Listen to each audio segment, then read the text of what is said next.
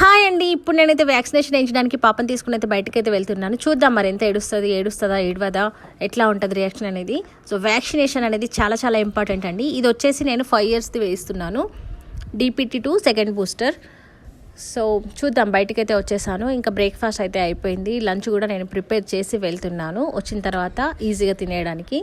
So time వచ్చేసి 10 అయితే అవుతుంది. సో నేనైతే వ్యాక్సినేషన్ అనేది లోకల్లోనే వేపిస్తున్నాను. మీరు ఎక్కడ వేయించుకుంటారో కామెంట్ చేయండి. 10కి ఎండ చూడండి ఎట్లా ఉందో, చాలా ఎండనైతే ఉంది. నెక్స్ట్ పాపనైతే స్పీడ్గా వెళ్తుంది. నేను ఏడవను నేను కానీ కాన్ఫిడెంట్గా ఉంది. ఒకటే ఇంజక్షన్ కదా, నేనైతే ఏడవను అంటుంది. చూడాలి మరి ఏడుస్తుందా ఏడవదా. ఇంకా లోకలే కాబట్టి మేము బై వాకే వెళ్తున్నాము, దగ్గరే కాబట్టి. సో నేనైతే లోకల్లోనే వేపిస్తాను వ్యాక్సిన్ అనేది ప్రతిసారి. సిస్టర్స్ కూడా వ్యాక్సిన్ అయితే వేసారు, ఏడిచింది పాప కూడా. దారిలో వచ్చేటప్పుడు నేను స్పైసీ బింగో తీసుకున్నాను, నాకు చాలా ఇష్టం అది. మా పాపకి స్వీట్ తీసుకున్నాను. ఇంకా ఇంటికైతే వచ్చేసాను.